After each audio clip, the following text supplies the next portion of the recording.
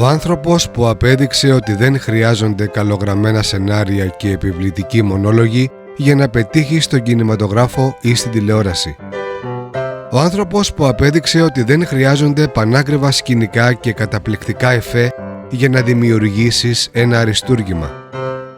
Ο λόγος φυσικά για τον Τσάρλι Τσάπλιν, τον Άγγλο ηθοποιό και σκηνοθέτη του βοβού κινηματογράφου που απέκτησε διεθνή φήμη ενσαρκώνοντας το Σαρλό και σκόρπισε και σκορπά ακόμη άφθονο γέλιο σε μικρούς και μεγάλους.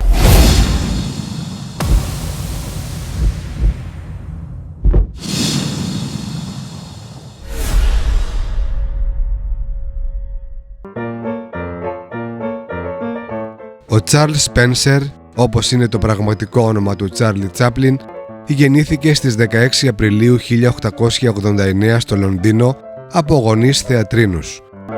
Τα παιδικά του χρόνια κάθε άλλο παραγελαστά και ευτυχισμένα ήταν. Μετά τον πρώιμο χωρισμό των γονιών του, πέρασε την νηπιακή ηλικία του ανάμεσα σε μπουλούκια θεατρίνων, συνοδεύοντας τη μητέρα του στις περιοδίες της ανά την Αγγλική επικράτεια. Όταν όμως βρέθηκε ορφανός από πατέρα και με μητέρα άνεργη, η ζωή του μικρού Τσάρλι άρχισε να μοιάζει ολοένα και περισσότερο βγαλμένη από τις σελίδες του Ντίκενς. Για να κερδίσει το μεροκάματο της οικογένειας, αυτοσχεδιάζει μικρά χορευτικά στους δρόμους του κακόφημου Λονδίνου και μαζεύει τις πενταροδεκάρες των περαστικών. Οι παλιές γνωριμίες των γονιών του τον βοήθησαν ωστόσο να βρει μία κανονική δουλειά σε κάποιον παιδικό χορευτικό θίασο. Σε ηλικία 8 ετών ήταν ήδη επαγγελματίας ηθοποιός που ερμήνευε παιδικούς ρόλους σε παραστάσεις στο Λονδίνο και στα 17 του έγινε μέλος του επιτυχημένου τότε θιάσου του Φρεντ Κάρνο, με τον οποίο έκανε 2 περιοδίες στην Αμερική. Φτάνοντας στο Λος Άντζελες το Δεκέμβριο του 1913, ήταν ήδη αποφασισμένος να μην γυρίσει πίσω στην Αγγλία. Η πρώτη ταινία του, Making a Living, το 1914, δεν ενθουσίασε τους παραγωγούς του εκολαπτώμενου τότε Hollywood, οι οποίοι όμως διέκριναν στον Άγγλο κωμικό με το αστείο περπάτημα ένα ξεχωριστό ταλέντο. Ο Τσάρλι Τσάπλιν ήθελε να κατακτήσει το καινούριο μαζικό είδος διασκέδασης, μεταφέροντας στη μεγάλη οθόνη όλη την εμπειρία του πλανόδιου θεατρίνου. Λίγους μήνες αργότερα και με 11 ταινίες στο ενεργητικό του, νιώθει ήδη βετεράνος ηθοποιός, έτοιμος να πάρει ο ίδιος την κάμερα στα χέρια του. Είναι η εποχή του πειραματισμού, μέσα από τον οποίο θα γεννηθεί η τόσο οικία και παγκοσμίως αναγνωρίσιμη εικόνα του Σαρλό. Το καλοκάγαθο αλυτάκου με το κοντό μαύρο μουστάκι, τα υπερμεγέθη παπούτσια, το ημίψιλο καπέλο σε μικρότερο από το κανονικό νούμερο και το μπαστούνι από μπαμπού που προσπαθεί να επιβιώσει διατηρώντας την αξιοπρέπειά του μέσα σε ένα κόσμο κοινωνικής αδικίας και ανισότητας.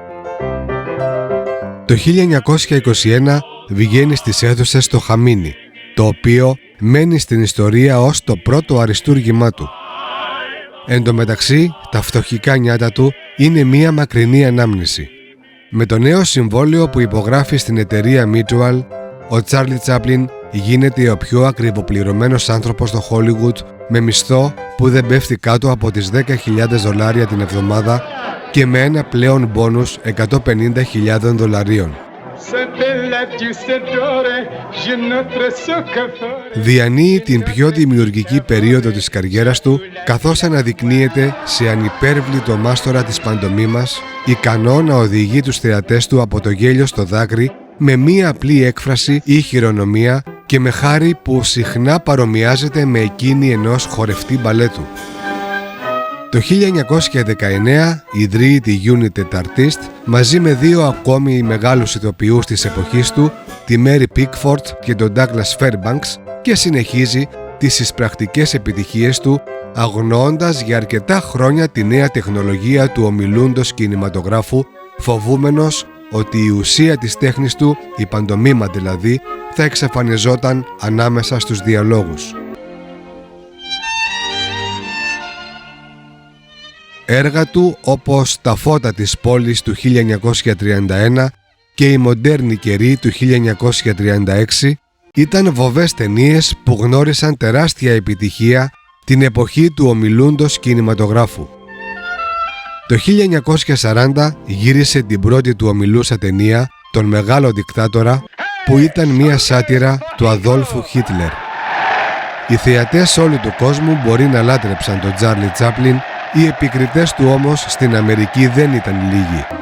Αιτίες ήταν άλλοτε τα πολιτικά του φρονήματα, αξιοσημείωτο να πούμε ότι κατηγορήθηκε ως κομμουνιστής από το μακαρθικό λόμπι του Χόλιγκουτ και πικραμένος αυτοεξορίστηκε στην Ελβετία το 1952 και άλλοτε η προσωπική ζωή του.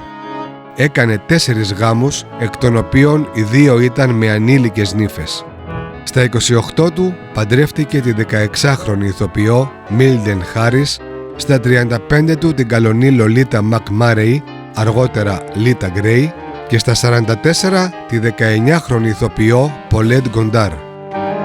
Τέταρτη και τελευταία σύζυγός του υπήρξε η Ούνα Ονίλ, κόρη του θεατρικού συγγραφέα Ευγένιου Ονίλ.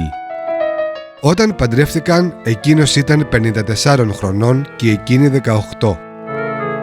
Παρά τις αντιρρήσεις του πατέρα της, ο γάμος τους διέρκησε μέχρι το θάνατο του Τσάπλιν και μάλιστα το ζευγάρι απέκτησε 8 παιδιά. Ο Τσάρλι Τσάπλιν δεν έλαβε ποτέ ένα κανονικό βραβείο Όσκαρ. Τιμήθηκε το 1927 από την Αμερικανική Ακαδημία Κινηματογράφου που απονέμει τα Όσκαρ για την ιδιοφυή συγγραφή, σκηνοθεσία και παραγωγή της ταινίας «Το Τσίρκο» και το 1972 για την ανυπολόγιστη συμβολή του στην εξέλιξη του κινηματογράφου ως της μεγαλύτερης μορφής τέχνης του 20ου αιώνα. Το 1975 χρήστηκε υπότης της Βρετανικής Αυτοκρατορίας από τη βασίλισσα Ελισάβετ και έγινε σερ. Ο Τσάρλι Τσάπλιν πέθανε τα Χριστούγεννα του 1977 στο Βεβέ της Ελβετίας σε ηλικία 88 ετών.